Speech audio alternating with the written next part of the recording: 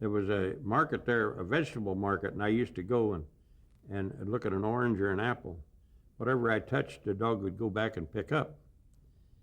And I'd taught him to pick up things that I touched, you know.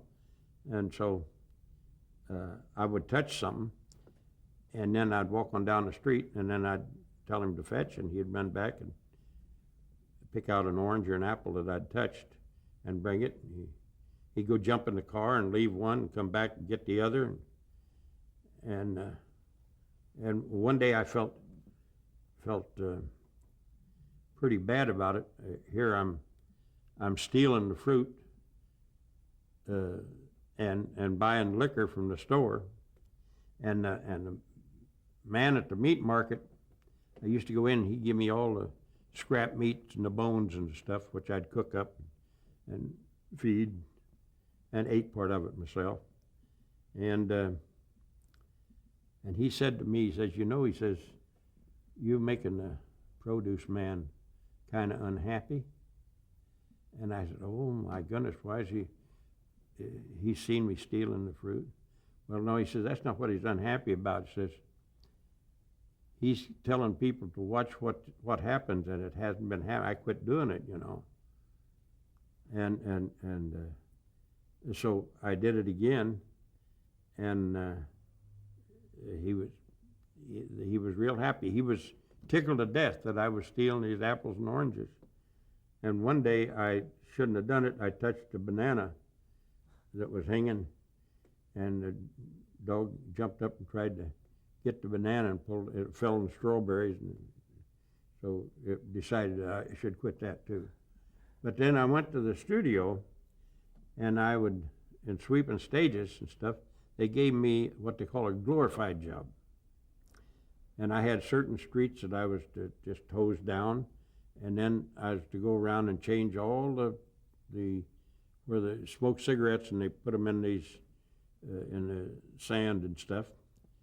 I was supposed to change all that, and Henry East was working with Asta on the Thin Man picture, Myrna Loy and Bill Powell. And he had a scene where the dog was supposed to go up a stairway, go through a door, jump into bed, get underneath the cover, and then stick his head out and bark. And Henry had made a mistake. He fixed a little cupola so that the dog could get underneath there, and he put a piece of meat in there for the dog to go get. Figure he'd get that meat, and then he'd stick his head out, and he'd have him bark. But that fiery wire fox terrier, he jumped up on the bed, and he could smell the meat where he stepped on it, and he just started tearing up the cover because he'd like to shake things, you know.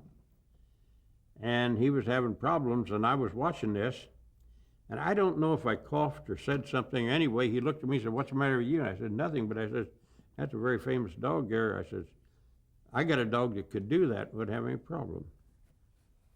He says, "Are you a dog trainer?" And I said, "Well, they haven't called me that yet, but my dog would do that." He says, "I'd have to see that."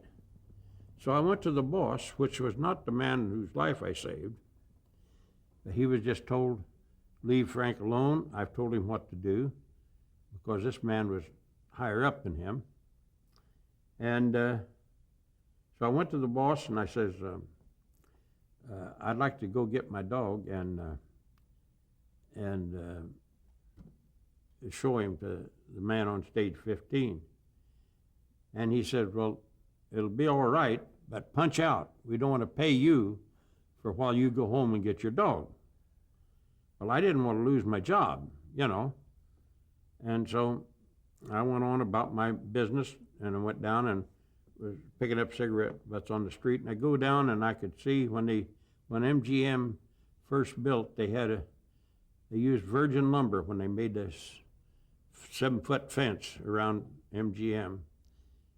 And that shrunk and left cracks about that big. And doggone, I looked, and that dog had dug out, and he was sleeping under where I used to tie him. I called him over to the fence and told him to dig. He dug on one side, and I dug on the other, and he crawled underneath the fence. And I go out, and I I look up and down the street, nobody's there. I told the dog to sit and stay, and I walked down to the next street, but as I looked back, I could see that that dog was slowly walking behind me, staying about 30 feet. I didn't say anything. Anyway, when I got down to the corner, I walked across the street, and just as soon as I disappeared behind the building, I took my hat off, which was a cowboy hat then, and he was still walking. So I just backed off, and I turned, and I run about 30 feet down the street, and then I stopped and slowly walked and kind of looked back, and sure enough, here come the dog around the corner, and he followed me about 30 feet behind me, and I go up to each street there, and as I turned to go down by stage 15, where the man was with the dog, they were coming out to go to lunch. So I walked about 30 feet past when I stopped, the dog stopped, and he was right in front of the door they were coming out of. And the next person come out, I cued the dog to go in the door. I walked back to pick up the dog, and I walked over and I said, I got the dog here, I'd like to show him. Tell you, well, he had stayed, he was going to train that dog and change the covers and all the stuff where the meat smell was and everything. And so he was going to train that dog during the lunch hour so he could get the shot first thing. And he said, well, he put his dog in the crate, says, just let me see your dog do that. So I borrowed a tennis ball from him, and I walked up the stairs, and the dog walked up with me. I went through the door and went over to the bed, and I made this little cupola and put the ball in there. And I told him to fetch. He jumped in and he got it. And so I took the ball out of his mouth and I stuck it in. Then I turned and walked over to the top of the stairs, and I told him to fetch it. He ran over and he got in. Next time I went halfway down the stairs, and about the fourth time I did that, when I brought my hand out and I turned the dog away, I put the ball in my pocket. And when I told the dog to fetch, he ran up the stairs, through the door, jumped in, and he couldn't find the ball. He looked all around there. He stuck his head out, I showed him the ball, and he barked.